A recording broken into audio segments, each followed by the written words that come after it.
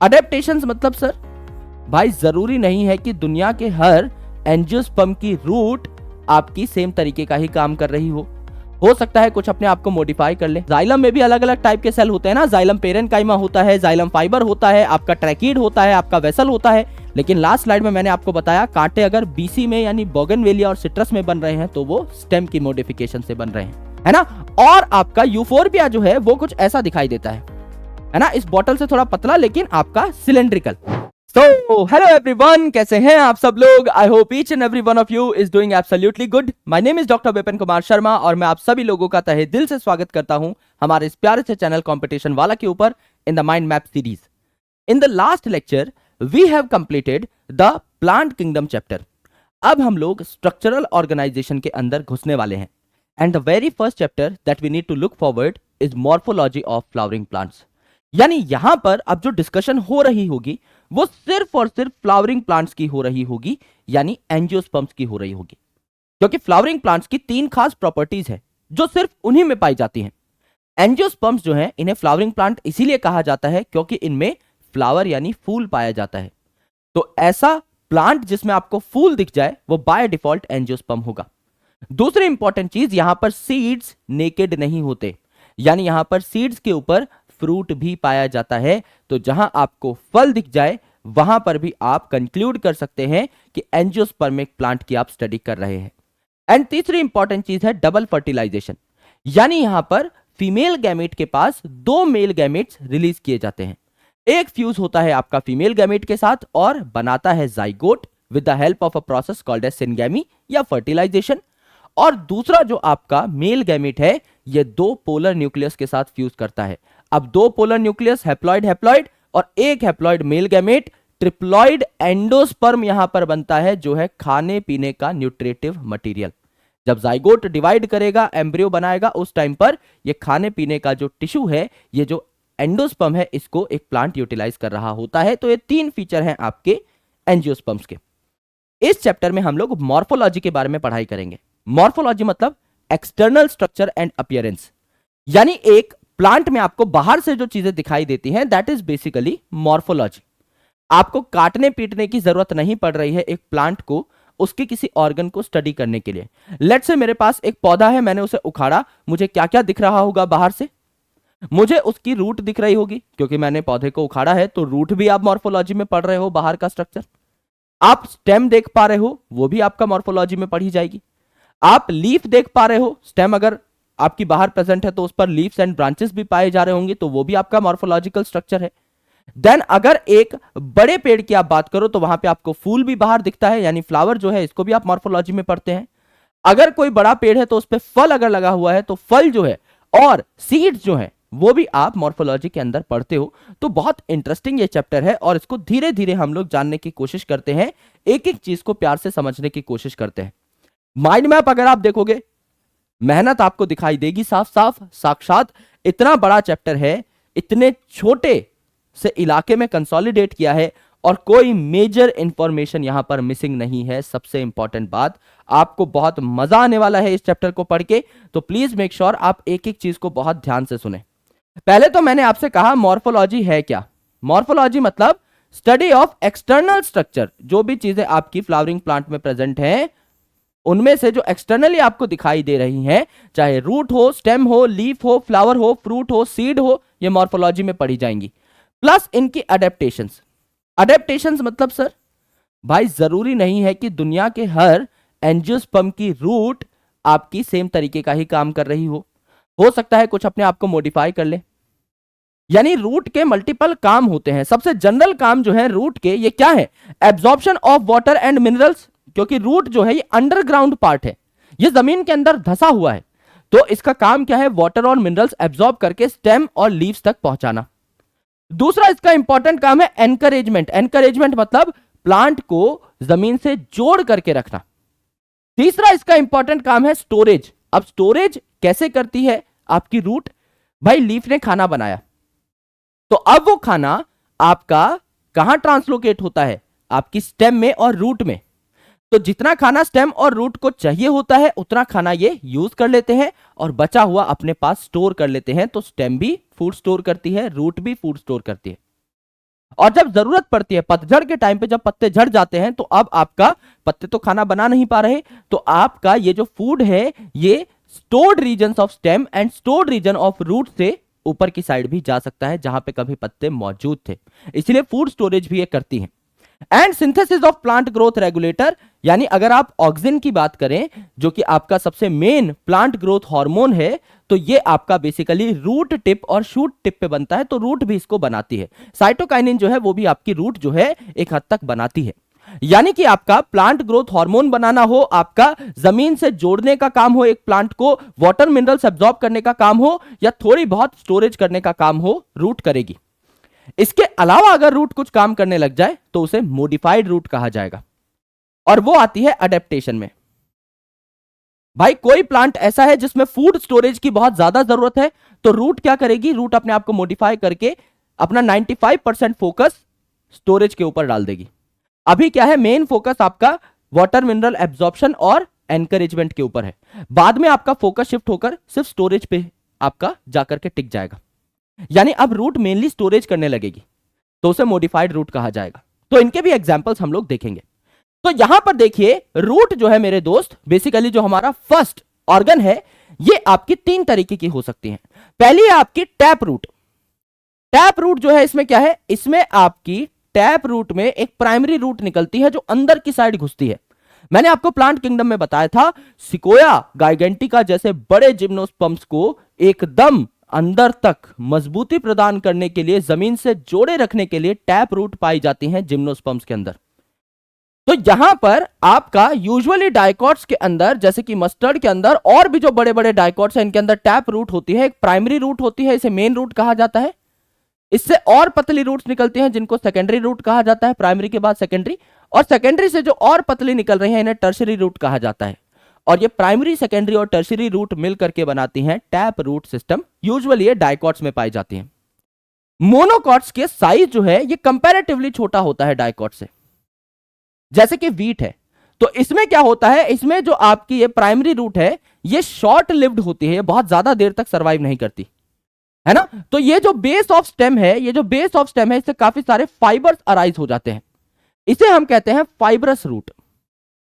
और ये आपकी यूजुअली मोनोकॉट्स में देखने को मिलती है। और अगर आप थर्ड टाइप की रूट देखें तो वो रेडिकल से अराइज नहीं होती। एक एम्ब्रियो जो होता है, सीड का जो एम्ब्रियो है, इसके दो पार्ट है, प्लूम्यूल जो कि शूट सिस्टम बनाएगा, धरती के ऊपर जितनी भी चीजें हैं सारी बनाएगा, स्टेम लीव्स बनाएगा, और दूसरी जो चीज है वो है रेडिकल, आर फॉर रेडिकल, जो आर फॉर रूट सिस्टम को गिव राइज करती है। तो ये दोनों जो रूट्स हैं ये रेडिकल से निकली हैं। बट आपकी एडवेंटिशियस रूट जो है ये एक ऐसे पार्ट से निकलती है जो कि रेडिकल नहीं है। रेडिकल के अलावा किसी पार्ट से अगर रूट निकल रही है तो इसे एडवेंटिशियस रूट कहेंगे। जैसे बनियान ट्री की बात देख लो, बरगद का पेड़ आपने देखा होगा, बहुत बड़ा पेड़, उसमें स्टेम्स से रूट नीचे की साइड गिर रही होती हैं, इन्हें पिलर रूट कहा जाता है। छोटे छोटे खंभों की तरह आपकी रूट्स ऊपर से नीचे की साइड आ रही होती है स्टेम से, तो वो तो रेडिकल से राइज नहीं हो रही, वो तो जमीन के अंदर नहीं जा रही। बकायदा आप एक बरगद की जो प्रॉप रूट्स हैं इनके ऊपर झूल भी सकते हो, ये इतनी स्ट्रांग होती हैं। तो इतना बड़ा जो बरगद का पेड़ है उसको सपोर्ट प्रोवाइड करने के लिए ये रूट्स ओरिजिनेट होती हैं। पर क्या ये रेडिकल से ओरिजिनेट हो रही हैं? नहीं। कुछ घासों की स्पीसीज हैं जहां पर ये छोटी छोटी रूट्स आपको और देखने को मिल सकती हैं। मॉन्स्टेरा है, यहां पर भी आपको ये रूट्स देखने को मिल सकती हैं। तो मॉन्स्टेरा, बनियान, ग्रासेस, इसके अलावा अगर आप देखें तो और भी चीजें हैं, जैसे कि एस्पेरेगस है, आपका स्वीट पोटैटो है, इनमें आपकी एडवेंटिशियस रूट पाई जा सकती है। ऑलराइट, तो ये आपकी तीन टाइप की रूट है। फंक्शन हमने इंपॉर्टेंट देख लिया रूट के। अब रूट के रीजन्स को समझिए। अगर आप रूट को देखें, नीचे वाला पार्ट है आपका एक पर्टिकुलर रूट का, तो इसमें आपको बेसिकली तीन रीजन दिखाई देते हैं। सबसे पहला रीजन है ये जहां पर आपको डेंस सेल्स देखने को मिल रहे हैं। राइट, यहां पर आपको बहुत सारे डॉट्स दिखाई दे रहे हैं, डेंस सेल्स देखने को मिल रहे हैं, क्योंकि यहां पर जो सेल्स है इनमें डेंस प्रोटोप्लाज्म है, बड़ा कॉन्स्पिक्यूअस न्यूक्लियस है, बहुत पतली पतली सी सेल वॉल है। और ये सारे कैरेक्टर्स किसके हैं? आपके डिवाइडिंग सेल्स के। पतली सेल वॉल होनी चाहिए, अदरवाइज सेल डिवाइड ही नहीं कर पाएगा। बहुत ज्यादा न्यूट्रिशन होना चाहिए, डेंस प्रोटोप्लाज्म होना चाहिए, जिससे सेल डिवाइड करने की एनर्जी जुटा पाए। तो ये सारी चीजें आपकी यहां पर मौजूद होती हैं। बहुत छोटे से इलाके में बहुत सारे सेल्स पाए जाते हैं। इन्हें रूट एपिकल मेरिस्टम के सेल्स कहा जाता है। रूट की एपेक्स पे पाए जा रहे हैं, टिप पे पाए जा रहे हैं, क्योंकि ये तो क्या है, प्रोटेक्शन के लिए कैप है। मेन जो सेल्स है वो यहां पर है। तो ये जो है आपके रूट एपिकल मेरिस्टम के सेल्स कहलाते हैं, और ये ऊपर की साइड सेल्स ऐड करते रहते हैं डिवाइड हो होकर। तो ये है मेरिस्टेमेटिक रीजन, जहां पर लगातार माइटोसिस होती रहती है और नए सेल्स बनते रहते हैं। अब नए सेल्स ऊपर की साइड ऐड होंगे, नीचे की साइड तो भाई रूट कैप बन गई प्रोटेक्शन के लिए और आपका जमीन के अंदर और गढ़ने के लिए। तो ऊपर की साइड सेल्स ऐड होंगे तो ये रीजन हो जाएगा इलोंगेशन का। इलोंगेशन मतलब यहां पर सेल्स जो अब नए नए बने हैं ये लंबे हो जाएंगे, लंबे हो जाएंगे। यहां तक लंबे क्यों हो जाएंगे? क्योंकि इनमें वैक्यूल जो है ये बड़ा हो जाएगा, तो इंक्रीज हो जाएगी वैक्यूलेशन और सेल्स की लेंथ बढ़ जाएगी। तो इनकी सेल वॉल में थोड़ी बहुत चेंजेस आने स्टार्ट होंगे। सेल वॉल और थिक हो सकती है, क्योंकि अब इन्हें फर्दर डिवाइड नहीं करना है, तो सेल वॉल की थिकनिंग हो सकती है। देन इलोंगेशन के बाद क्या है? मैच्योरेशन। जैसे आप भी जब पैदा होते हो तो छोटे से होते हो, पहले आप क्या करते हो? इलोंगेट करते हो, उसके बाद आपको मैच्योर्ड बोला जाता है। आप पैदा होते हो फिर मैच्योर्ड नहीं होते, है ना, या उसके बाद नहीं बढ़ते, आप पहले बड़े हो जाते हो, फिर कहा जाता है हाँ यार आपसे हमें मैच्योरिटी की एक्सपेक्टेशन है। और जब आप मैच्योर हो जाते हो तो आपके भी बाल आ जाते हैं, एक्सियल हेयर आ जाते हैं, राइट, प्यूबिक हेयर डेवलप हो जाते हैं, दाढ़ी मूछ डेवलप हो जाती है। तो मैच्योरिटी पे यहां पर ये जो रीजन है यहां पर भी रूट हेयर्स डेवलप हो जाते हैं, जो यूनिसेलुलर होते हैं यूजुअली, जो कि वाटर एंड मिनरल एब्जॉर्प्शन के लिए सरफेस एरिया बढ़ाते हैं। एंड रीजन ऑफ मैच्योरेशन का मतलब क्या है? यहां पर सेल्स डिफरेंशिएट कर गए होंगे, यानी रूट में भी अलग अलग प्रकार के सेल्स चाहिए। यहां तो सारे सेल्स एक जैसे होंगे मेरिस्टम के सेल्स तो, पर रूट में अलग अलग टाइप के सेल चाहिए। वाटर मिनरल एब्जॉर्प्शन के लिए आपको एब्जॉर्प्टिव सेल्स चाहिए होते हैं, है ना, जो कि आपके रूट हेयर्स बनाएंगे। अब ये जो पानी आपने एब्जॉर्ब किया है इसको जाइलम की मदद से आप आगे भी तो भेजोगे। जाइलम में भी अलग अलग टाइप के सेल होते हैं ना, जाइलम पेरेन्काइमा होता है, जाइलम फाइबर होता है, आपका ट्रैकीड होता है, आपका वेसल होता है। तो ये सारे के सारे सेल्स बनेंगे, अलग अलग शेप एंड साइज के होंगे। तो रीजन ऑफ मैच्योरेशन में जाकर के अपना शेप एंड साइज अटेन कर लेते हैं, काम धंधे पे लग जाते हैं, इनको एक पर्टिकुलर रोल मिल जाता है। ये आपका बेसिकली स्ट्रक्चर है रूट की टिप का।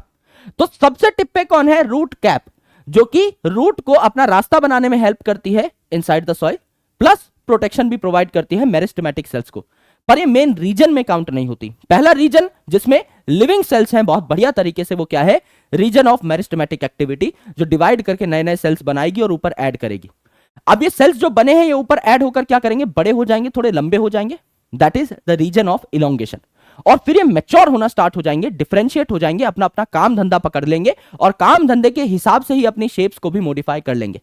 भाई कोई अगर ट्रैकीड बनाना चाहता है तो वो लंबा पाइप जैसा सेल बना लेगा, कोई अगर गोल मटोल फूड स्टोर करने का सेल बनाना चाहता है तो गोल मटोल हो जाएगा। तो यहां पर प्रोटोप्लाज्मिक मॉडिफिकेशंस और सेल वॉल की मॉडिफिकेशंस हो जाती हैं। ये आपके तीन रीजन हैं आपके रूट की टिप के। अब यहां पर अगर आप देखें तो मॉडिफिकेशंस क्या है? भाई रूट अपना मेन काम पकड़ के बैठा है, ये सारे काम ये करता है, पर कई बार रूट को सिर्फ और सिर्फ स्टोरेज का काम ही सौंपा जाता है। इसको कहा जाता है यार ये एनकरेजमेंट जो है, वाटर मिनरल एब्जॉर्प्शन जो है, ये काम रखो सिर्फ 10%, 90% स्टोरेज करो, हम आपको नया काम दे रहे हैं स्टोरेज का, सो इट इज मॉडिफाइड। तो स्टोरेज में भी जैसा मैंने आपको बताया था कि एडवेंटिशियस रूट भी फूड स्टोर कर सकती हैं, जो कि रेडिकल से अराइज नहीं हो रही थी, that is sweet potato and asparagus. ये मैं आपको यहीं पर बता चुका था कि मॉन्स्टेरा, बनियान, सम ग्रासेस, आपका sweet potato and asparagus adventitious root के एग्जांपल्स हैं। तो यहां पर एडवेंटिशियस रूट फूड स्टोर करती हैं। टैप रूट की अगर आप बात करें, है ना, लंबी पतली आपकी जो रूट है यह है कैरेट में, टर्निप में, यानी आपकी गाजर और शलगम में, ये फूड स्टोर करते हैं चारों के चारों, गाजर, शलगम, स्वीट पोटैटो यानी आपकी शकरकंदी और एस्पेरेगस। इसके अलावा सपोर्ट में आप क्या देखते हैं? सपोर्ट में आप देखते हैं प्रॉप रूट्स या पिलर रूट्स, किसकी? बनियान ट्री की। बरगद के पेड़ में मैंने आपको बताया ऊपर से नीचे की साइड आपकी आ रही होती हैं रूट्स सपोर्ट के लिए, वो आपकी क्या है? प्रॉप रूट्स है। स्टिल्ट रूट होती हैं आपकी किसमें? मेज यानी मक्का और शुगर केन में। गन्ना आपने देखा है बहुत पतला और बहुत लंबा होता है, तो उसके नीचे वाला जो नोड है ना, गन्ने की पोरी होती है ना, बेसिकली गन्ने में इस प्रकार की पोरियां बनी हुई होती हैं, इस प्रकार की पोरियां बनी होती है, कंपार्टमेंट है। तो इसकी जमीन के साथ जो जुड़ी हुई पोरी है ना, इससे आपकी कुछ रूट्स आ रही होती है। जैसे शादी ब्याह में मंडप लगता है ना, तो जो खंबे होते हैं, जो भाई तंबू के बंबू होते हैं, उनको ठीक से स्टेबलाइज करने के लिए इस प्रकार की रस्सियां लगाई जाती हैं टेढ़ी, जिससे कि वो खंबा हिले ना, जिस पे तंबू टिका हुआ है ना। तो तंबू के बंबू को स्टेबलाइज करने के लिए जिस हिसाब से आपकी रस्सियां लगाई जाती हैं, वैसे यहां पर टिल्ट रूट है जो किस में पाई जाएंगी, शुगर केन और मेज में। और आपका रेस्पिरेशन ये सबसे इंपॉर्टेंट है। राइजोफोरा नाम का जो प्लांट है, इसमें न्यूमेटोफोर नाम की रूट्स होती हैं। न्यूमेटोफोर उल्टी रूट है, क्योंकि यूजुअली रूट जमीन के अंदर जाती है, यानी पॉजिटिवली जियोट्रॉपिक होती है, जमीन की तरफ जाती है। ये जो रूट है राइजोफोरा की, ये ऊपर की साइड आती है, यानी नेगेटिवली जियोट्रॉपिक है। क्यों? क्योंकि बेसिकली मार्शी एरियाज में पाई जाती हैं, जहां पर बहुत ज्यादा कीचड़ होता है, पानी होता है, और अंदर इनको बहुत ज्यादा ऑक्सीजन अगर नहीं मिल पा रहा होता तो ये रूट्स उल्टी साइड उगना स्टार्ट कर देती हैं, और इनके पास छोटे छोटे छेद होते हैं जिनसे ये ऑक्सीजन ले पा रही होती हैं। तो रेस्पिरेशन के लिए भी अपने आप को मॉडिफाई कर सकती हैं रूट, जैसा कि राइजोफोरा के केस में pneumatophores. This is about your leaf, this is about your root, sorry. अब हम बात करते हैं स्टेम एंड लीफ की। स्टेम अगर आप देखोगे तो मेन फंक्शन क्या है इसका? कंडक्शन। कंडक्शन क्यों? क्योंकि स्टेम सबसे बड़ा इलाका है, तो अगर रूट से कुछ लीफ में जा रहा है तो भी बीच में स्टेम पड़ रही है, और लीफ से खाने पीने का सामान अगर आपका नीचे आ रहा है रूट में स्टोरेज के लिए, तो भी आपका स्टेम बीच में पड़ रही है। तो कंडक्शन का रास्ता तो ये है। स्टोरेज, जैसा मैंने आपको बताया, खाना बनेगा तो स्टोर कहां होगा? रूट और स्टेम में, तो स्टोरेज भी होता है। सपोर्ट, क्योंकि सबसे इंपॉर्टेंट पार्ट तो है ही। प्रोटेक्शन, ये आपका सबसे मजबूत पार्ट भी है। अगर आप एक डेवलप्ड पेड़ को देखो तो उसका सबसे मजबूत पार्ट क्या है? उसका तना, उसकी स्टेम, राइट। तो सपोर्ट में, प्रोटेक्शन में, हर प्रकार से ये हेल्प करता है प्लांट की। स्टेम होती क्या है? स्टेम एक्चुअल में असेंडिंग पार्ट है, यानी जमीन के ऊपर होती है, सबको पता है। इस पे नोड्स और इंटरनोड्स पाए जाते हैं। नोड्स मतलब ऐसी जगह हैं जहां से आपकी लीव्स और ब्रांचेस अराइज हो रही हैं। यानी अगर आप यहां पर देखेंगे तो अगर ये एक स्टेम है, ये एक स्टेम है, तो ये जहां से ब्रांच अराइज हो रही है, ये जहां से ब्रांच अराइज हो रही है, ये जहां से ब्रांच अराइज हो रही है, ये जहां से ब्रांच अराइज हो रही है, सारे नोड है। और दो आसपास के जो नोड्स हैं, इनके बीच के डिस्टेंस को हम इंटरनोड कहते हैं। ऑलराइट, एंड इनमें बड भी पाए जाते हैं। ये बड आगे चल के क्या बनाते हैं? बेसिकली ब्रांचेस बनाते हैं। So there are two different type of buds. कई बार क्या होता है, एपिकल बड एपेक्स पे ही पाया जाता है, इसे टर्मिनल बड भी कहा जाता है। और जितने भी आपकी लीव्स उग रही हैं, उनकी एक्सिल पे जो बड पाया जाएगा, है ना, उनकी एक्सिस पे जो बड पाया जाएगा, इस प्रकार से अगर आप एक्सिस बनाओ तो इसे एक्सिलरी बड कहा जाता है। तो दोनों प्रकार के बड आपके यहां पर स्टेम पे ही पाए जाते हैं। अब समझिए, अगर आपको सपोर्ट के लिए बेल बनानी है, टेंड्रिल बनानी है, या आपको प्रोटेक्शन के लिए कांटे बनाने हैं, तो आप किनको यूज करोगे? एक्सिलरी बड को यूज करोगे। क्योंकि भाई आप हर जगह से चाहोगे कांटा निकले, हर जगह से आपकी बेल निकले, जिससे ज्यादा सपोर्ट या ज्यादा प्रोटेक्शन मिल पाए। अगर एक प्लांट में सिर्फ ऊपर वाली टिप पे कांटा है तो क्या फायदा? नीचे से गाय भैंसे खा के निकल जाएंगी प्लांट को। तो दैट्स वाई जब भी प्रोटेक्शन और सपोर्ट की बात आती है, आपके एक्सिलरी बड जो हैं ये कन्वर्ट होते हैं आपके सपोर्टिंग स्ट्रक्चर्स में। अगर आप मॉडिफिकेशन की बात करें तो नॉर्मल काम को छोड़ के सपोर्ट क्या कर सकती है? आपकी स्टेम स्टोरेज कर सकती है ना। जैसे पोटैटो है, आलू है, ये अंडरग्राउंड स्टेम है। जमीन कंद, नाम ही जमीन है, तो ये भी ग्राउंड के अंदर, जमीन के अंदर ही मिलेगा। कोलोकेसिया है, आपकी अरबी है, आपकी टर्मरिक है यानी आपकी हल्दी है, आपकी जिंजर है, ये सारी चीजें फूड स्टोर करती हैं जमीन के अंदर।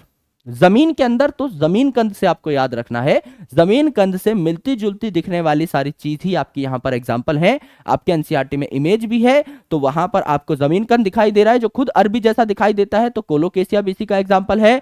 आलू जिंजर एक जैसे दिखाई देते हैं, टर्मरिक भी जिंजर जैसे ही दिखाई देती है। हमारे पास तो पाउडर आता है, पर आप असली टर्मरिक को देखोगे तो that basically looks like ginger. इसका कलर बस थोड़ा सा ऑरेंजिश होता है, दिखते आपके एकदम सेम है। टेंड्रिल यानी बेल किस में पाई जाएगी? Gods and grapevine. ग्रेपवाइन मतलब अंगूर की बेल, और गॉड्स मतलब आपकी कद्दू की फैमिली की बेल। कद्दू है, वाटरमेलन है, तोरी है, लौकी है, टिंडा है, घिया है, ये सारी जो सबसे ज्यादा आपकी फेवरेट सब्जियां हैं, इनमें आपकी टेंड्रिल पाई जाती है, बेलें पाई जाती हैं। थॉर्न जो है यानी कांटा जो है कहां मिलेगा? बीसी में, यानी आपका बोगनवेलिया एंड सिट्रस में मिलेगा। तो आपको बेल मिल रही है जीजी में, गॉड और ग्रेपवाइन में, और आपको कांटे मिल रहे हैं बीसी में, यानी आपका बोगनवेलिया और सिट्रस में। इसके अलावा आपको कई बार क्या होता है, आपकी जो स्टेम है ये फोटोसिंथेटिक हो जाती है नेचर में। जैसे आपका फ्लैट फोटोसिंथेटिक स्ट्रक्चर ये बना लेगी आपकी ओपुन्शिया यानी कैक्टस के केस में, और फ्लैशी सिलेंड्रिकल स्ट्रक्चर ये बना लेगी यूफोर्बिया के केस में। तो आपका बहुत पतला सा स्ट्रक्चर बना लेती है कैक्टस में। कैक्टस कैसा होता है, कुछ ऐसा दिखाई देता है। तो ये जो पतली पतले से आपके फ्लैट स्ट्रक्चर है, ये जो आपका फ्लैट सा स्ट्रक्चर है 2 dimensional, that is basically your opuntia, जहां पर आपकी स्टेम मॉडिफाई हो गई है टू डू द फोटोसिंथेसिस, है ना। और आपका यूफोर्बिया जो है वो कुछ ऐसा दिखाई देता है ना, इस बॉटल से थोड़ा पतला लेकिन आपका सिलेंड्रिकल। तो फ्लैशी सिलेंड्रिकल आपका क्या होता है, यूफोर्बिया। यहां से सवाल आपका पूछा जाता है। अगला है रनर। भागते कहां हो भैया, ग्रास में, और ग्रासेस पे ही स्ट्रॉबेरी उगती है। ग्रास और स्ट्रॉबेरी आपका रनर। स्टोलन, स्टोलन क्या है आपका, मिंट और जैस्मिन। ऑफसेट पानी वालों में पाया जाता है। आपका टेरर ऑफ बंगाल यानी आइसोर्निया एंड पिस्टिया दोनों पानी में पाए जाते हैं, इनमें आपको देखने को मिलेगा।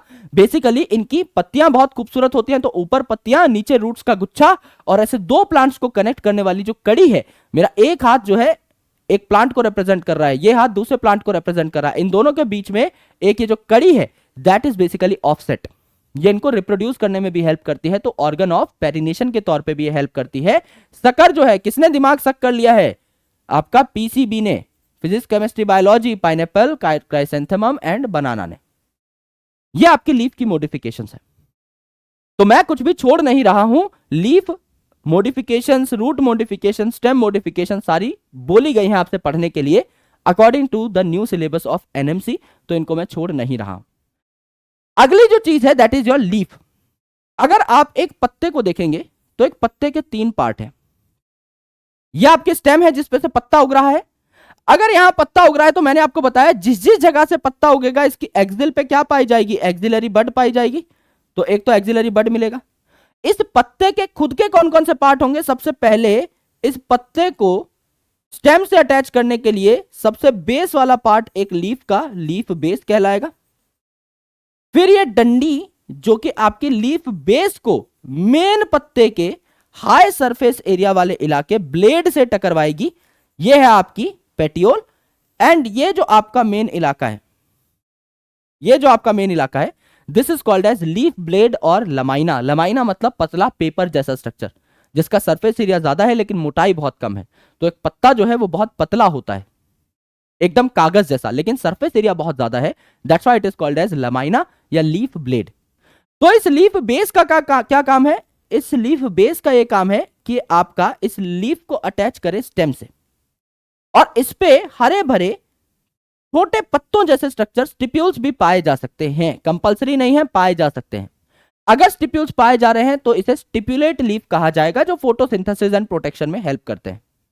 लीफ बेस जो है ये कई बार एक्सपेंड हो जाता है, अभी तो ऐसा है, ये कई बार एक्सपेंड हो जाता है मोनोकॉट्स के अंदर, और ये आपका स्टेम को पार्शली या कंप्लीटली कवर कर सकता है, तो ये शीथ भी बना सकता है। और ये कई बार और मोटा हो जाता है और आपका पल्विनस कहलाने लगता है लेग्यूमिनस प्लांट के अंदर, तो लेग्यूमिनस प्लांट में पल्विनस भी कहलाता है। ये 2 मॉडिफिकेशंस है।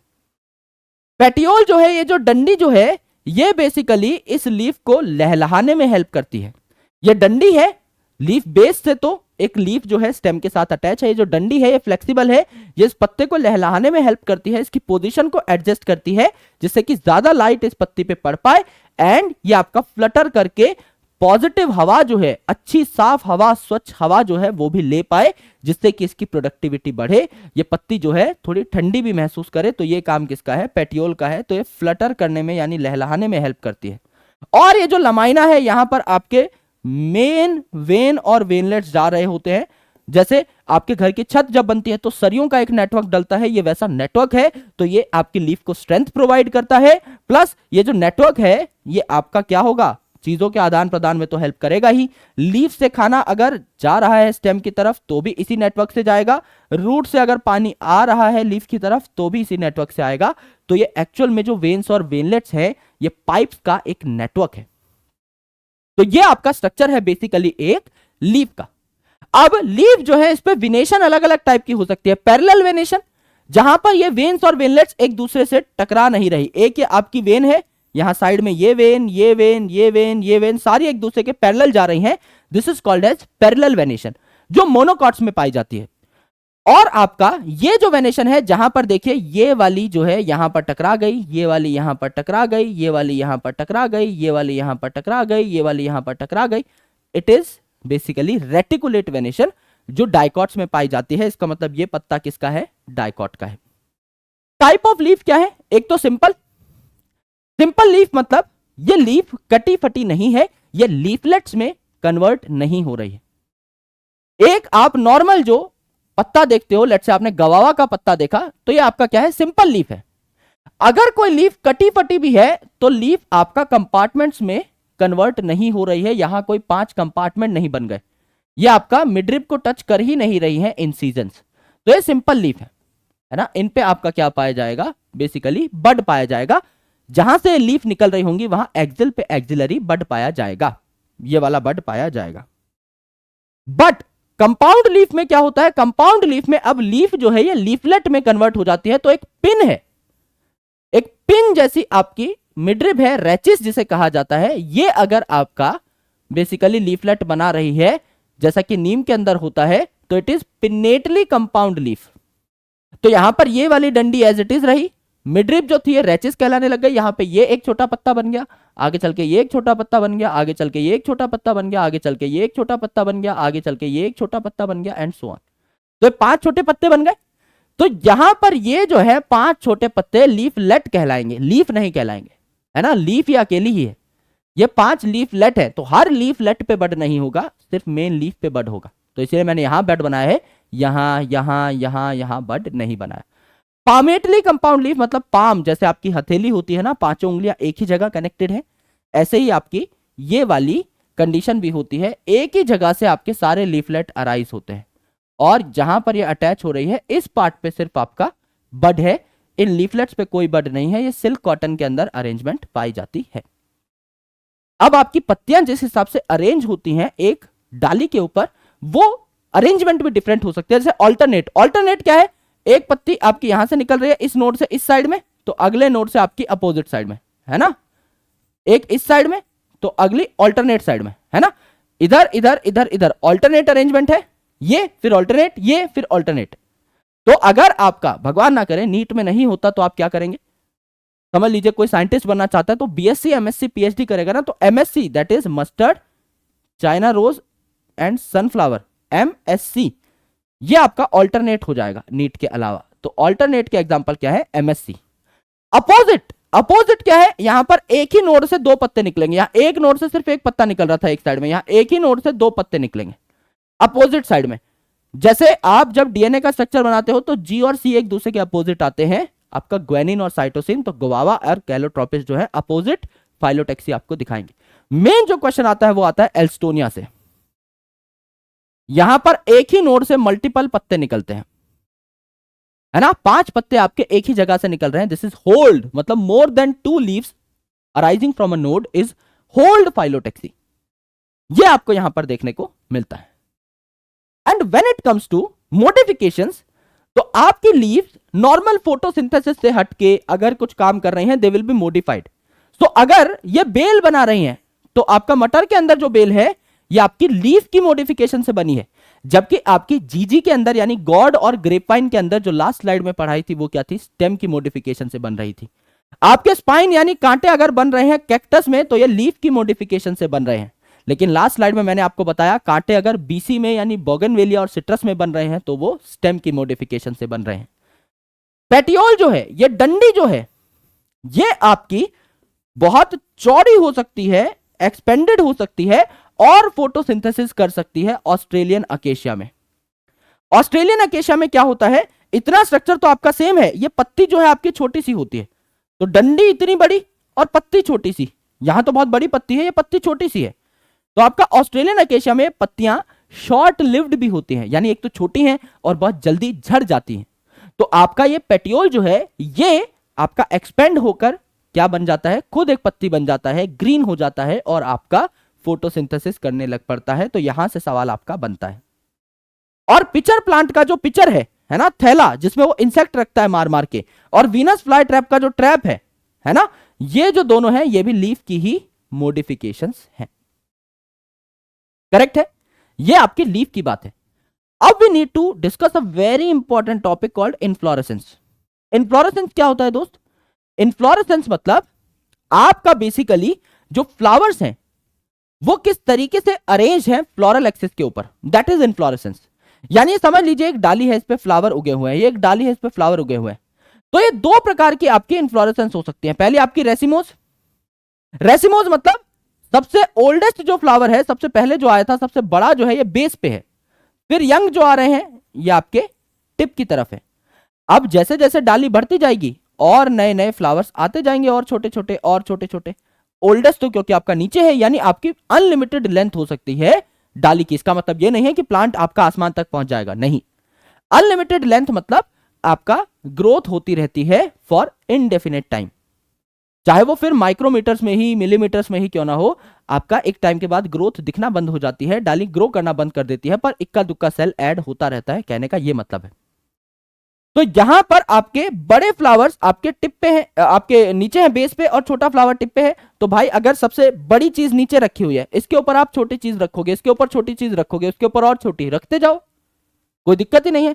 यहां पे उल्टा है साइमोज में, सबसे पुराना जो फ्लावर है ये टिप पे है, और यहां पे आपकी स्टेम खत्म हो रही है, जंक्शन पॉइंट है। तो अब नए फूल यहां आ रहे हैं, नए फूल यहां आ रहे हैं, नए फूल यहां आ रहे हैं, नए फूल यहां आ रहे हैं, ज्यादा से ज्यादा एक यहां आ जाएगा और छोटा। अब इसके नीचे तो जगह ही नहीं है, तो कहां ग्रो करेगा? इसीलिए यहां पर ये जब सबसे मोटा फ्लावर आ गया है, इसके ऊपर नहीं बढ़ सकती आपकी और ज्यादा स्टेम, तो आपका यहां पर ग्रोथ टर्मिनेट हो जाती है। इस प्रकार की जो अरेंजमेंट है, जहां पर आपका बेसिकली सबसे बड़ी चीज बेस पे है, सबसे छोटी चीज आपकी टिप पे है, इसे एक्रोपेटल सक्सेशन कहते हैं, जैसा पत्तियों में भी होता है। आप किसी भी पेड़ की पत्तियों को अगर तोड़ेंगे, एक पर्टिकुलर ब्रांच को आप तोड़ेंगे, सबसे बड़ी पत्तियां आपको जहां से आपने डाली तोड़ी होगी वहां दिख रही होंगी, और जो आपका फ्रेश पार्ट है वो आपको टिप पर दिख रहा होगा। हम ड्राइंग भी जब बनाते हैं एक पर्टिकुलर प्लांट की, तो हमेशा ऐसे ही बनाते हैं, दिस इज एक्रोपेटल सक्सेशन। लेकिन ये बेसिपेटल सक्सेशन है ना। बेसिपेटल मतलब यंगेस्ट फ्लावर यहां पर बेस पे है, तो और नीचे बेस पे जाने की जगह है नहीं, तो यहां पर ग्रोथ लिमिट हो जाती है। ये वाला आपको यूजुअली फेबेसी में सिस्टम देखने को मिलता है ना। और यहां पर ये वाली जो चीजें हैं आप सोलेनेसी वगैरह में देखते हैं, लिलिएसी वगैरह में देखते हैं, लिली फैमिली में देखते हैं। ये है आपका leaf. Now let's get to the most important topic of this particular chapter, the flower. Flower आप सबने आज तक देखे होंगे बहुत सारे, उनमें से किसी भी फ्लावर को आप इमेजिन कर सकते हो, सबका स्ट्रक्चर मोर और लेस सेम होता है, सबके पार्ट्स मोर और लेस सेम है, थोड़ा बहुत डिफरेंस जो है उनकी मॉर्फोलॉजी में आपको देखने को मिलेगा, जिसके बारे में हम यहां पर चर्चा कर रहे होंगे। आराम से समझिए, ये एक स्टेम है जिसके ऊपर से डंडी उग रही है। इस डंडी को हम क्या कहते हैं? पेडिसेल। इस डंडी को हम स्टॉक या पेडिसेल कहते हैं। इस डंडी का जो सबसे ऊपर वाला पार्ट है, ये आपका स्वॉलन होता है, थोड़ा सा सूजा हुआ होता है, प्लेटफॉर्म जैसा होता है, चौड़ा होता है, क्योंकि इस पे से फूल के सारे पार्ट्स राइज होंगे, तो इसको चौड़ा होना जरूरी है। That's why it is called as receptacle. Receptacle यानी जो सारी चीजों को रिसीव कर सके अच्छे तरीके से, तो ये रिसेप्टेकल या आपका थैलेमस कहलाता है। और इसी थैलेमस से यूजुअली प्लांट के फ्लावर के सारे पार्ट जो है उग रहे होते हैं। आपका सबसे बाहर होती है सेपल, हरी भरी पत्तियां, उसके अंदर होती है पेटल, रंग बिरंगी पंखुड़ियां, उसके अंदर आपका स्टेमन यानी मेल पार्ट, और सबसे अंदर की साइड आपका female part, that is KCAG। K for calyx यानी sepal, C for corolla that is petal, A for androecium that is male reproductive part जो स्टेमेंस का मिलकर बना होगा, G for gynoecium that is female reproductive part जो pistils का मिलकर बना होगा। Calyx, corolla, androecium, gynoecium in a particular sequence KCAG बाहर से अंदर की साइड आपको देखने को मिलते हैं। ये सीक्वेंस आपको याद रखना होता है। अब इनमें से दो चीजें जो हैं ये रिप्रोडक्शन कराने में हेल्पफुल हैं, आपका एंड्रोशियम और गाइनोशियम। तो ये मेन है फ्लावर के पार्ट्स, क्योंकि फ्लावर को क्या कहा जाता है? Reproductive structure, reproductive organ. तो आपका बेसिकली यहां पर फ्लावर में जो एसेंशियल होल है, सबसे इंपॉर्टेंट जो होल है, वो है आपके होल मतलब पार्ट जो है वो है आपके एंड्रोशियम, गाइनोशियम। तो इन्हें एसेंशियल या रिप्रोडक्टिव होल कहा जाता है। जबकि बचे हुए जो दो हैं आपके कैलिक्स और कोरोला यानी सेपल और पेटल, इन्हें एक्सेसरी होल्ड कहा जाता है। रिप्रोडक्शन में इनका मेन रोल नहीं है, गैमीट वगैरह बनाने में इनका मेन रोल नहीं है। यहां पर अगर आप देखेंगे तो जैसे पत्ती के लीफ बेस पे आपके स्टिप्यूल्स पाए जा सकते थे, वैसे यहां पर इस पेडिसेल के बेस पे यहां कहीं पर आपको ब्रैक्ट देखने को मिल सकते हैं, हरे भरे पत्ती जैसे। अगर किसी फ्लावर में ब्रैक्ट प्रेजेंट है तो बीआर का साइन आप लिखते हैं और ब्रैक्टिएट बोलते हैं उसे। अगर एलिमिनेट हो चुका है तो आप बोलते हैं ई ब्रैक्टिएट यानी ब्रैक्ट एब्सेंट है। ठीक है दोस्त, अब यहां पर ये जो चारों पार्ट आए हैं इनके बारे में हमको थोड़ा थोड़ा पढ़ना है ना। ये एक फूल है, गुलाब का फूल है। गुलाब के फूल में आपको पंखुड़ियां दिखाई दे रही हैं और इसके बाहर आपको दिखाई दे रहे हैं क्या, आपके सेपल्स। तो सबसे बाहर जो चीजें होती हैं, सबसे बाहर क्या है, कैलिक्स है ना। तो कैलिक्स है जिसको के से रिप्रेजेंट कर रहे थे, KCAG, सबसे बाहर क्या है, के फॉर कैलिक्स। तो ये आउटर मोस्ट है, तो ये आपका ग्रीन कलर का होगा और प्रोटेक्टिव होगा, इसीलिए सबसे बाहर प्रेजेंट है, इसका काम ही है प्रोटेक्शन। और एक फूल में अगर बहुत सारे आपके सेपल्स पाए जा रहे हैं तो एक साथ भी पाए जा सकते हैं, जैसे गैमोसिपेलस कंडीशन कहा जाता है। गैमोसिपेलस, गैमो मतलब साथ, और पॉली, पॉली मतलब बहुत सारे, तो अलग अलग दिखाई दे रहे हैं, तो ये फ्री भी हो सकते हैं। जैसे दतूरा वगैरह के केस के अंदर क्या होता है, सारे के सारे सेपल्स जो है फ्यूज हो जाते हैं, है ना, अलग अलग से नहीं आप उनको निकाल सकते। तो दैट इज गैमोसिपेलस कंडीशन, है ना। और कई जगह आपको अलग अलग से दिखाई देते हैं, दैट इज पॉलीसिपेलस कंडीशन। पेटल में भी ऐसा ही कुछ होता है। पेटल यानी कोरोला जो है ये कलरफुल होता है, जिससे पॉलिनेटर्स को अट्रैक्ट कर सके रिप्रोडक्शन के लिए, है ना। और ये भी आपके फ्री हो सकते हैं, पॉलीपेटलस, या आपके फ्यूज हो सकते हैं, गैमोपेटलस कंडीशन। जैसे दतूरा की ही बात करें तो वहां पर आपके पेटल्स भी फ्यूज थे, जबकि काफी सारे फूल होते हैं जिनमें एक एक पेटल को आप अलग से निकाल सकते हो, that is basically gamopetalous condition, right. That is basically polypetalous condition, right. अगर आप अलग से निकाल पा रहे हो, बहुत सारे हैं आपके नॉन फ्यूज है, तो अगर फ्यूज है तो आप इनको क्या बोलोगे, अगर फ्यूज है तो आप इनको क्या बोलोगे, गैमोपेटलस बोलोगे। और अगर अलग से निकाल पा रहे हो एक एक को, सारे फ्री हैं, तो आप पॉलीपेटलस कंडीशन इसे बोलोगे। यानी सेपल है तो सिपेलस लगा दो, नाम के आगे सेपल लगा दो। पेटल है तो नाम के आगे पेटेलस लगा दो, पेटल लगा दो। कई ऐसे आपके इंपॉर्टेंट फ्लावर्स होते हैं जिनमें सेपल और पेटल में आप डिस्टिंग्विश नहीं कर सकते, दोनों अलग अलग नहीं दिखाई देते। उनमें आप एक कलेक्टिव टर्म का इस्तेमाल करते हो, that is called as tepal या पेरियंथ। जैसे कि फैमिली लिलिएसी के अंदर, जो अब आपके सिलेबस से हट गई है, तो लिली फैमिली के अंदर बेसिकली पेरियंथ या टेपल्स आपके पाए जाते हैं। ठीक है, तो कहीं पर भी आपको टेपल या पेरियंथ दिखाई दे तो आपका आंसर लिली हो जाना चाहिए, क्योंकि आपके सिलेबस में एक ही फैमिली थी जो कि टेपल आपका लेकर के बैठी हुई थी। अगर आप देखें तो फूल जो है दोस्त अलग अलग टाइप के हो सकते हैं। अगर कोई फ्लावर है जिसमें सिर्फ एंड्रोशम है तो ये वाला मार्क बना दो आपका मेल का, सिर्फ फीमेल के पास पिस्टिल है तो ये वाला मार्क बना दो। बाइसेक्सुअल है जैसे इस केस में तो आपका बाइसेक्सुअल का साइन बना दो। फ्लावर जो है जाइगोमॉर्फिक यानी बायलेटरली सिमेट्रिकल हो सकते हैं, जिसका साइन है परसेंटेज का, यानी एक एक्सिस है जो चीजों को दो पार्ट में तोड़ पा रही है, परसेंटेज का साइन यहां पर बनता है। जैसे पीजी कॉलेज बंद, पीजी कॉलेज बंद, pea gulmohar bean cassia, PG यानी पी एंड गुलमोहर, कॉलेज यानी केसिया, बंद that is bean. Pea gulmohar bean cassia में आपके बायलेटरली सिमेट्रिकल फ्लावर होते हैं। रेडियली सिमेट्रिकल फ्लावर यानी एक्टिनोमॉर्फिक, जिसमें एक से ज्यादा एक्सिस पे आप फूल को तोड़ सकते हो, वो है मस्टर्ड, दतूरा, चिल्ली, है ना। इन तीनों के फूल देखोगे आपको देखने को मिलेगा ये आपके सिमेट्रिकल है, जहां मल्टीपल एक्सिस पे आप तोड़ पा रहे हो चीजों को। मस्टर्ड का जो फूल है ये आपका अलग अलग एक्सिस पे तोड़ा जा सकता है, क्योंकि चार यहां पर पेटल्स निकल रही होती है एकदम एक जैसी। यहां पर अगर आप देखोगे दतूरा, चिल्ली, तो आपको देखने को मिलेगा बेसिकली कि यहां पर पांच पांच पेटल्स निकल रही होती हैं एकदम बराबर साइज की, तो आप इन्हें अलग अलग 5 एक्सिस पे काट सकते हो, राइट। काना है ना, ये क्या है आपका एसिमेट्रिकल है, इररेगुलर है, तो इसको एक भी एक्सिस से आप नहीं काट सकते। काना मतलब अगर मैं अपनी एक आंख बंद कर लूं, काना हो जाऊं, तो इस साइड में आंख नहीं है, इस साइड में आंख है, तो मुझे आप बराबर 2 हिस्सों में नहीं काट सकते, है ना। मैं सिर्फ समझाने के लिए कह रहा हूं, बुरा नहीं मानना है इस बात पे। This is basically different type of flowers on the basis of symmetry. Now ये जो कैलिक्स कोरोला हमने पढ़े हैं, इनकी आपस में अरेंजमेंट क्या है, एक पेटल बाकी पेटल्स के हिसाब से कैसे जचाई हुई है, एक सेपल बाकी सेपल्स के बेसिस पे किस तरीके से जचाई हुई है, that is basically called as aestivation. यानी यहां पर सेम होल्ड की बात होती है। एक पेटल बाकी पेटल्स के कंपैरिजन में कैसे प्रेजेंट है, एक सेपल बाकी सेपल्स के कंपैरिजन में कैसे प्रेजेंट है, ये हम यहां पर देखते हैं। तो पहली जो आपकी यहां पर बेसिकली अरेंजमेंट है, इट्स कॉल्ड वॉल्वेट। वॉल्वेट मतलब सिर्फ ये जो सेपल्स हैं या पेटल्स हैं एक दूसरे को टच कर रही हैं, ओवरलैप नहीं कर रही। मैंने कोई ओवरलैपिंग यहां पे नहीं दिखाई है, ज्यादा से ज्यादा एक दूसरे को टच कर सकती हैं, कोई ओवरलैपिंग यहां पर नहीं होगी। This is found in Calotropis. Calotropis का फूल देखोगे आपको यहां पर ऐसी अरेंजमेंट देखने को मिलेगी।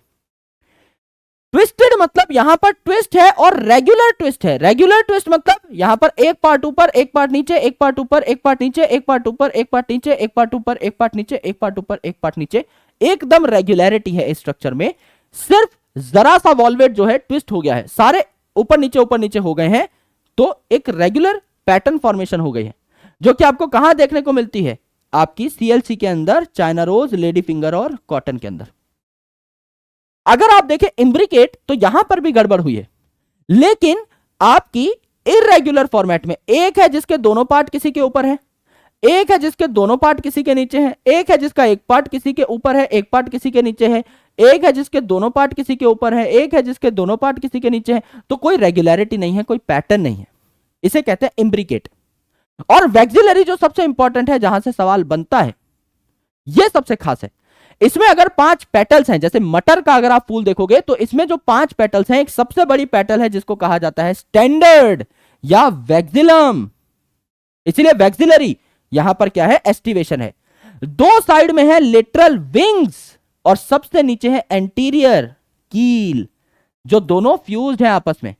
तो इसको जब आप लिखोगे तो कैसे लिखोगे, 1 + 2 और इन पे ब्रैकेट लगेगा क्योंकि ये फ्यूज हो रही हैं, तो यहां पर ब्रैकेट लगता है।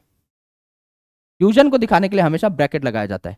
समझ लीजिए एक पर्टिकुलर फ्लावर है जिसमें 5 पेटल हैं और अलग अलग प्रेजेंट है, तो आप क्या लिखोगे, आपके पेटल 5 हैं, पेटल 5 है यानी कोरोला 5 है, तो आप क्या लिखोगे, C5, ये इसका फॉर्मूला हो जाएगा। लेकिन अगर ये सारे फ्यूज्ड होते 5 के 5, तो आप क्या लिखते, C5 और ब्रैकेट, कि भाई आप दिखाओगे ब्रैकेट से कि ये पांचों के पांचों क्या है, आपके फ्यूज्ड है। That is important. तो यहां पर देखिए ये वाला भी इरेगुलर है, ये वाला भी इरेगुलर है, तो आपका ज्यादा से ज्यादा एक ही एक्सिस पे कट पाएंगे, मल्टीपल एक्सिस पे तो नहीं कट पाएंगे। ये वाला सिर्फ ऐसे ही कट पाएगा, ऐसे तो नहीं कट पाएगा। तो पी गुलमोहर बीन केसिया जो आपके जाइगोमॉर्फिक थे वही यहां पर डिवाइड होंगे, जाइगोमॉर्फिक के एग्जांपल्स।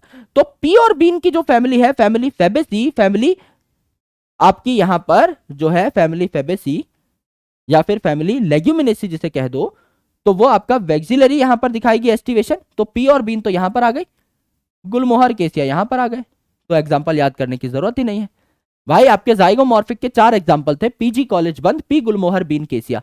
अब पी और बीन की फैमिली में तो आपकी वैक्सिलरी एस्टिवेशन है, तो जाहिर सी बात है पी और बीन वहां डाल दो, बचा हुआ गुलमोहर और केसिया आपका इम्ब्रिकेट में डाल दो।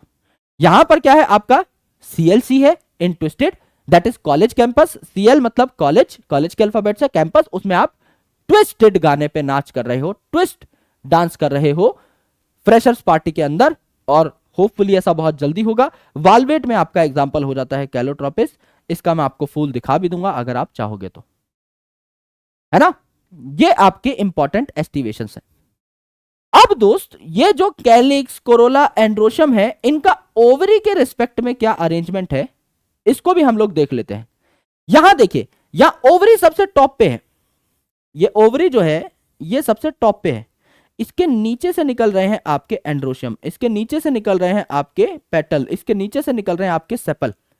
बाकी सारी चीजें नीचे हैं, यानी हाइपो हैं, बाकी सारी चीजें नीचे हैं। किसके नीचे, गाइनस, गाइनोशियम के नीचे, ओवरी के नीचे।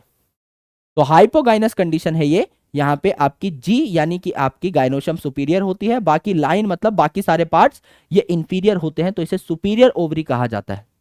जैसे आपका mustard, china rose, brinjal, MCB, mustard, china rose, brinjal, जब भी घर से जाते हो बाहर कहीं एमसीबी डाउन करके जाते हो, कहीं बिजली का बिल ना आ जाए, कहीं चीज कोई खुली ना छूट जाए, तो एमसीबी मतलब हाइपो, डाउन कर दिया है आपने, यानी हाइपोगाइनस, सारे पार्ट्स डाउन है। इसका एग्जांपल क्या है, MCB, mustard, china rose, brinjal.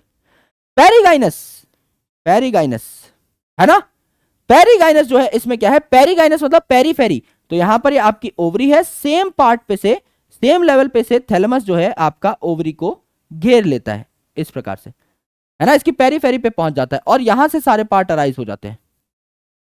तो इसे क्या कहा जाता है, पेरिगाइनस कंडीशन, है ना। लेकिन ओवरऑल इसका लेवल काफी ऊपर हो जाता है ना। तो ओवरी जो है it is called as half inferior, completely inferior नहीं, क्योंकि लगभग सेम पोजीशन पे से अराइज हो रहे हैं ऑन थैलेमस, सेम पोजीशन पे से अराइज हो रहे हैं ऑन थैलेमस। तो इसे पेरिगाइनस कहा जाता है कि आपका सेम पोजीशन से सारे पार्ट्स अराइज हुए, बस बाकी जो पार्ट्स हैं ओवरी के अलावा ये आपके ओवरी की पेरीफेरी पर पहुंच गए और वहां से आपके निकलना स्टार्ट हो गए। This is perigynous. पेरिगाइनस के एग्जांपल हैं plum, peach, rose, PRP, that is preparation. तो यहां पर आपके ये जो 3 एग्जांपल्स हैं ये आपको याद करने होते हैं एकदम डेडिकेशन से, यहां से सवाल बनता है। और एपिगाइनस, एपिगाइनस मतलब एपी मतलब ऊपर है, किसके, गाइनस यानी गाइनोशम के सारे पार्ट, तो गाइनोशम नीचे बाकी पार्ट्स ऊपर, तो यहां इंफीरियर ओवरी है, बाकी सारे पार्ट अब फ्यूज हो गए हैं, थैलेमस ग्रो किया और फ्यूज हो गया है, कहां पर, ओवरी के ऊपर। भाई ये क्या है, स्टिग्मा, ये स्टाइल, ये है ओवरी अंदर, और इस ओवरी के ऊपर पहुंच गए हैं सारे पार्ट्स और यहां से अराइज हो रहे हैं, तो इसे इंफीरियर ओवरी कहा जाता है। जैसे गवावा, कुकुम्बर और आपका रे फ्लोरेट्स ऑफ सनफ्लावर, 2 तरीके के फ्लोरेट्स होते हैं सनफ्लावर में, एक डिस्क फ्लोरेट जो बीच की डिस्क है सनफ्लावर की, और जो रे निकल रही हैं ऑरेंज कलर की जो पंखुड़ियां निकलती हैं, that is basically ray floret. तो ray floret of sunflower, guava, cucumber जो है एपिगाइनस कंडीशन यहां पर रिप्रेजेंट कर रहे होते हैं। तो आपके सिलेबस में जो फैमिलीज हैं बेसिकली, चाहे आप लिलिएसी देखो, चाहे आप सोलेनेसी देखो, चाहे फेबेसी देखो, चाहे ब्रेसिकेसी देखो, वहां पर आपका जी जो है ये सुपीरियर है, राइट, यानी हाइपोगाइनस कंडीशन आपकी प्रचंड देखने को मिलती है। अब अगर आप कैलिक्स कोरोला के बाद एंड्रोशम को देखो, तो एंड्रोशम जो है थैलेमस से भी उग सकता है, जो कि सबसे कॉमन कंडीशन है। हमने क्या बताया था, सारे फ्लावर के पार्ट्स थैलेमस से ही उग रहे हैं, तो एंड्रोशम आपका थैलेमस से भी उग सकता है, या ये पेटल के साथ भी अटैच हो सकता है। अगर ये पेटल के साथ अटैच है तो इसका एग्जाम्पल क्या हो जाएगा, बैंगन, दैट इज एपीपटेलस कंडीशन, है ना, पेटल के साथ अटैच है, एपीपटेलस कंडीशन। और अगर ये लिली जैसी फैमिलीज में पेरियंथ से अटैच है तो इसको बोला जाएगा एपीफाइलस कंडीशन, और आपका पेरियंथ को टेपल भी कह रहे थे तो एपिटेपेलस कंडीशन भी हम लोग कह सकते हैं। अब एक फूल में समझ लीजिए 10 आपके स्टेमेंस है, तो ये आपके सारे के सारे फ्री भी हो सकते हैं, तो इन्हें क्या बोलेंगे, पॉलीएंड्रस कंडीशन। पॉली मतलब बहुत सारे, सारे फ्री दिखाई दे रहे हैं, या ये फ्यूज भी हो सकते हैं और बंडल्स बना सकते हैं।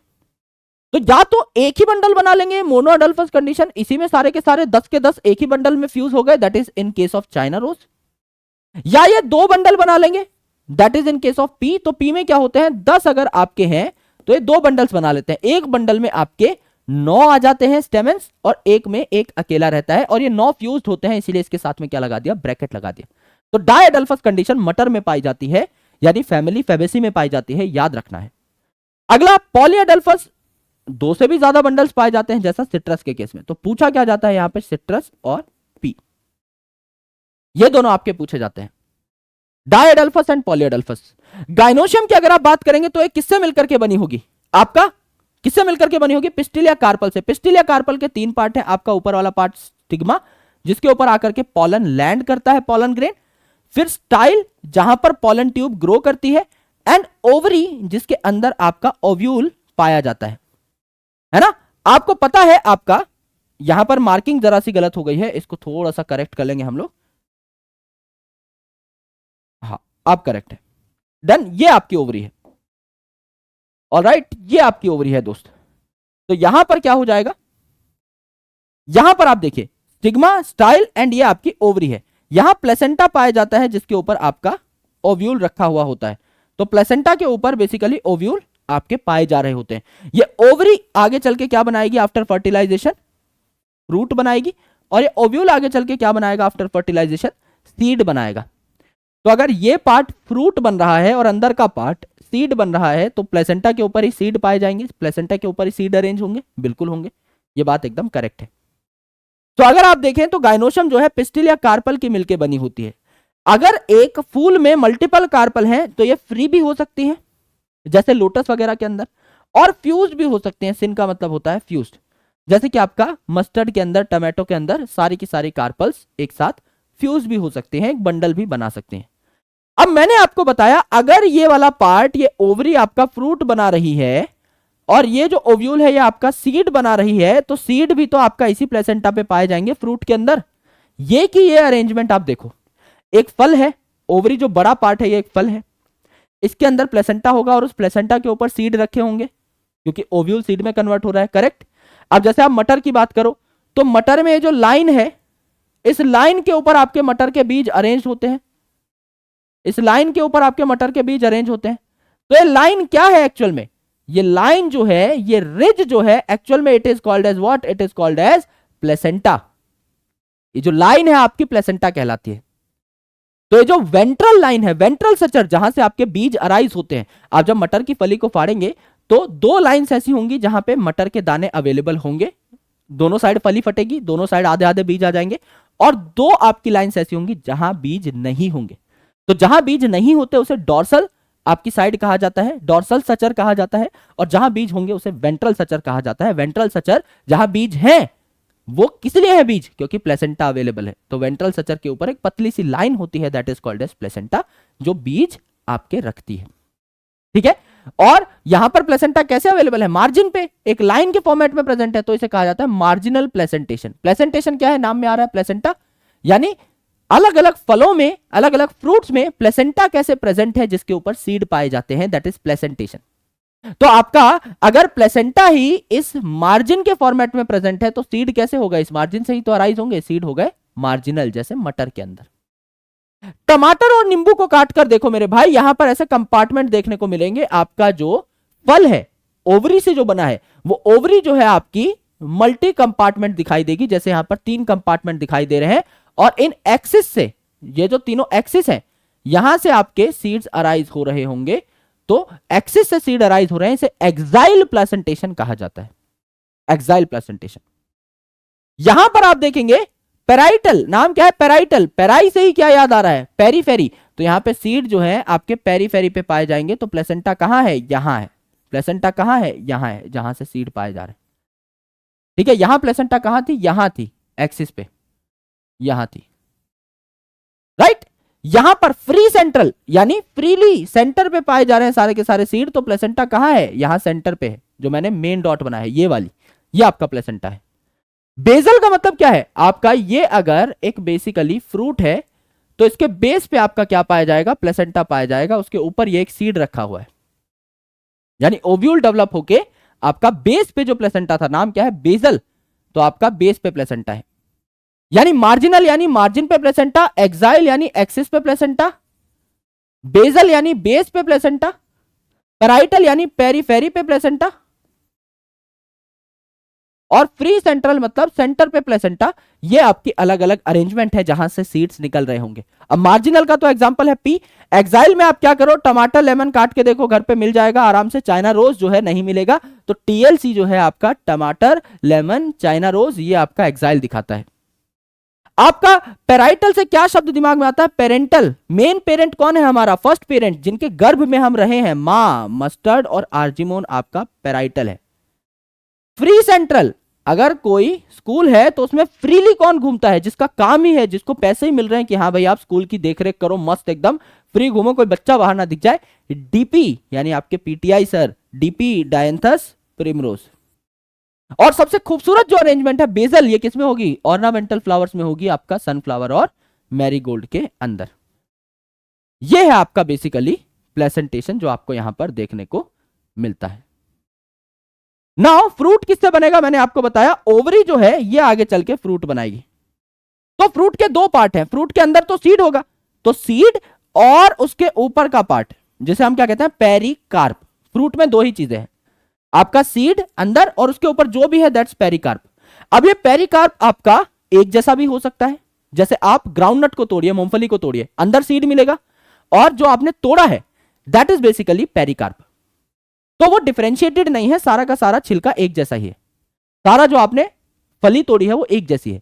लेकिन अगर आप आम को देखते हैं तो आम में ये जो सीड है अंदर, इसके ऊपर एक स्टोनी लेयर होती है जिसको आप चूसने की कोशिश तो करते हो पर नहीं चूस पाते, दांत में फाइबर्स आपके लग जाते हैं। ये जो है यह आपका स्टोनी एंडोकार्प, खाने का नहीं होता। ये आपका मेन खाने का पार्ट मीजोकार्प, खाने का होता है। और ये आपका छिलका जिसको उतारते हो दैट इज एपिकार्प। तो यहां जो फल है इसमें पेरिकार्प डिफरेंशिएट हो गया है, सबसे आउटर पार्ट एपिकार्प, बीच का मीजोकार्प, अंदर का एंडोकार्प। कोकोनट जो है इसमें भी ये जो खोपरा है अंदर का खाने का, व्हाइट कलर का कर्नल जो है दैट इज एंडोकार्प। और बाहर का ये जो आपका सख्त पार्ट है ब्राउन कलर का, जो आप नहीं खा सकते, जो तोड़ देते हो, दैट इज मीजोकार्प। इसके बाहर कोई लेयर है नहीं, तो एपिकार्प एब्सेंट है। इन दोनों फलों में सबसे खास बात यह है कि both of these fruits are drupe. Drupe का मतलब मोनोकार्पलरी सुपीरियर ओवरी से ये बने हैं, यानी एक ही आपकी कार्पल है एक फूल के अंदर, मोनोकार्पलरी यानी G1 है, और सुपीरियर ओवरी है तो G के नीचे डंडा लगा हुआ है ना। G सबसे ऊपर है, बाकी पार्ट्स नीचे, और 1 आप लिख दोगे तो मोनोकार्पलरी सुपीरियर ओवरी से बनता है आपका मैंगो भी, कोकोनट भी। ऐसे फलों को ड्रूप कहा जाता है, और यहां पर आपके अलग अलग पार्ट्स आपको देखने को मिलते हैं। अगर आप सीड की बात करो तो सीड जो है इनमें भी 2 पार्ट्स होते हैं बेसिकली। एक तो सीड कोट, जैसे चना है, चने को भिगो, है ना, तो सुबह जब चना खाओगे और उसका ऊपर का ब्राउन कलर का छिलका निकालोगे तो अंदर से आपके 2 कॉटिलेडन्स टूट जाएंगे ऐसे। तो एक जो चीज है वो है सीड कोट, दूसरी जो चीज है अंदर वो है आपका एम्ब्रियो, जो कि उग सकता है। अगर इसी चने को आप जमीन में फेंक दोगे तो उग जाएगा, है ना। तो 2 ही चीजें होती हैं, जैसे फल में 2 ही चीजें थी, सीड और बाहर आपका पेरिकार्प, उसी प्रकार से सीड में भी 2 ही चीजें हैं। सीड कोट यानी बाहर का छिलका, जिसमें भी 2 आपके कोट्स हो सकते हैं, बाहर का टेस्टा, अंदर का टेगमेन, और अंदर जो पाया जा रहा है सीड कोट के दैट इज एम्ब्रियो। अब एम्ब्रियो में क्या क्या चीजें होती हैं, यहां पर है embryonal axis, main axis. Embryonal axis का ऊपर का पार्ट बनाता है प्लूम्यूल, जो कि शूट सिस्टम को गिव राइज करेगा, और नीचे का पार्ट बनाता है रेडिकल, जो कि रूट सिस्टम को गिव राइज करेगा। और ये है आपके 2 कॉटिलिडन, जैसे चने में है, मटर में है, बीन में है, इनमें आपके 2 कॉटिलिडन पाए जाते हैं, तो they are dicots, they are dicots, है ना, डाइकॉट्स हैं। जैसे आपका पी और ग्राम है, ये आपके डाइकॉट्स हैं। तो ये यूजुअली नॉन एंडोस्पर्मस होते हैं, इनके अंदर एंडोस्पर्म नहीं देखने को मिलता। सारा एंडोस्पर्म डेवलपमेंट के दौरान ही कंज्यूम हो जाता है। मैच्योरिटी पे इन सीड्स के पास कोई एंडोस्पर्म नहीं होता। एक एक्सेप्शन है कैस्टर, जिसमें आपका डाइकॉट होने के बावजूद एंडोस्पर्म होता है। ये आपका स्ट्रक्चर है डाइकॉट का। अगर आप देखेंगे यहां पर इस चने के दाने को, तो यहां पे एक दाग सा है, जिससे चना अपने फ्रूट से अटैच होता है। जैसे आप मटर को देखिए, मटर को छीलेंगे और मटर के दाने को निकालने की कोशिश करेंगे तो मटर का दाना आसानी से नहीं निकलेगा, वो फ्रूट से चिपका हुआ होता है। और जब आप मटर को जोर से खींच के निकाल देंगे उस दाने को, तो जिस ठुल्लू से वो अटैच था फ्रूट से, वहां पे एक निशान बन जाता है मटर के दाने के ऊपर, that is called as hilum. और उस हाइलम के ऊपर एक निशान होता है, छोटा सा छेद होता है, जिसे हम कहते हैं माइक्रोपाइल। जब भी आप एक सीड को जमीन में डालते हो तो वो वाटर और ऑक्सीजन वगैरह एब्जॉर्ब करता है, दैट इज वाया माइक्रोपाइल। ठीक है, तो ये आपका डाइकॉट का सीड है। मोनोकॉट सीड को देखोगे तो एक ही कॉटिलिडन यहां पाया जाता है। जैसे मोनोकॉट का आपका सीड है तो एक ही कॉटिलिडन यहां पर पाया जा रहा है ना। इस एक ही कॉटिलिडन को क्या कहा जाता है, स्क्यूटेलम कहा जाता है। सिंगल शील्ड शेप, ढाल जैसा जो आपका कॉटिलिडन है, इसको स्क्यूटेलम कहा जाता है। ये यूजुअली एंडोस्पर्मस होते हैं एक्सेप्ट ऑर्किड।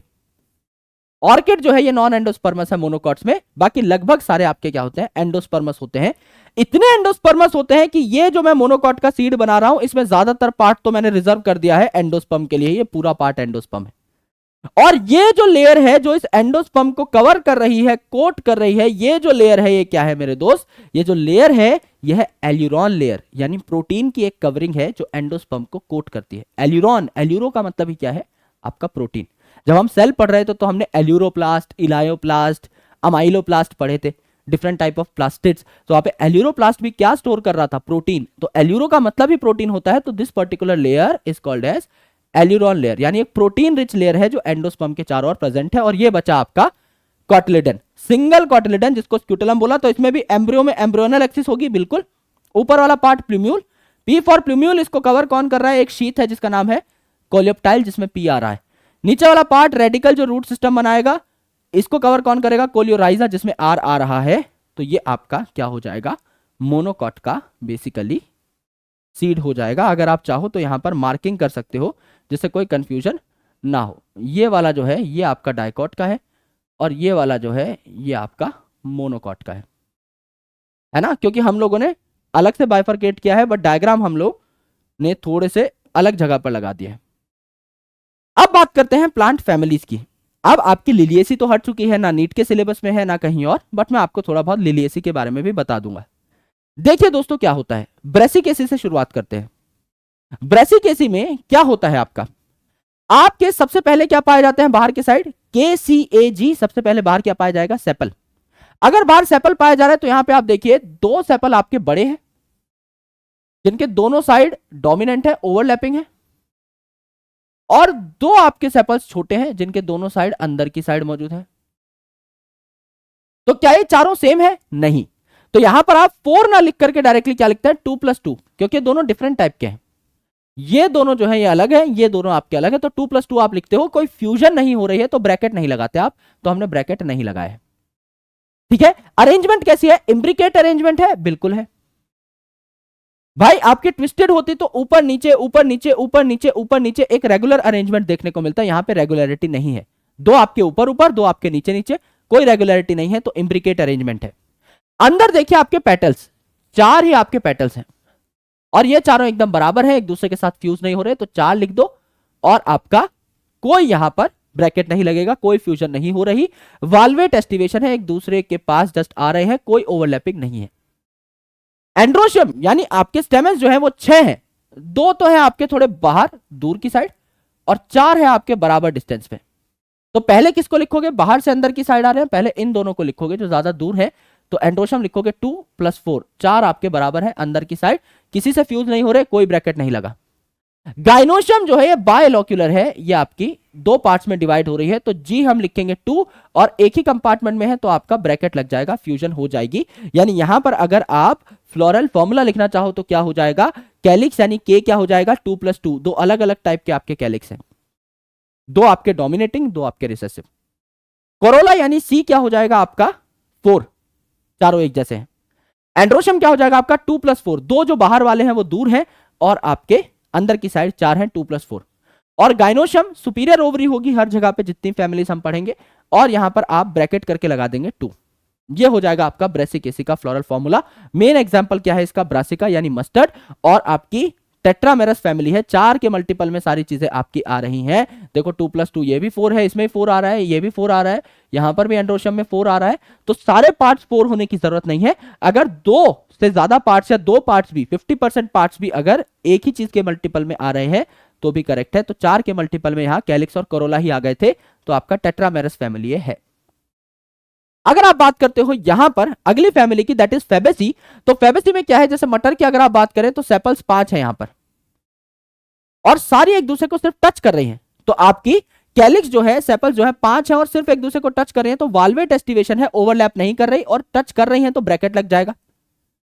अंदर मैंने आपको बताया था मटर में एक स्पेशल कंडीशन है वेक्सिलरी, आपका यह है स्टैंडर्ड या वेक्सिलम, साइड में 2 है आपकी विंग्स और नीचे 2 है आपकी कील।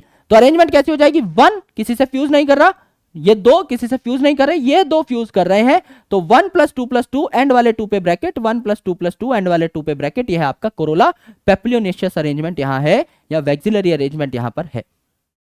मैंने आपको यहां पर स्टेमन के केस में बताया था कि डायअडल्फस कंडीशन है, 2 बंडल्स हैं, एक बंडल में है आपके 9 आपके स्टेमेंस, दूसरे में है 1, ये 9 के 9 फ्यूज है, तो ब्रैकेट में 9+1 अरेंजमेंट है डायअडल्फस, ये भी हम लोगों ने देख लिया था।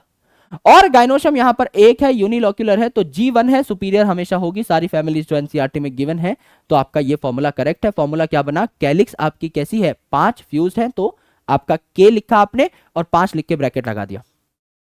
पेटल जो है कैसी है, सी कैसी है, 1+2+2 एंड वाले 2 पे ब्रैकेट, क्योंकि यहां पर वेक्सिलरी एस्टिवेशन है। अंदर आपका एंड्रोशियम 9+1 9 पे ब्रैकेट, क्योंकि 9 आपके साथ में फ्यूज है, डायअडल्फस कंडीशन है। और ओवरी कैसी है आपकी, G1 लिखोगे और सुपीरियर ओवरी है, ये आपका फ्लोरल फॉर्मूला हो जाता है।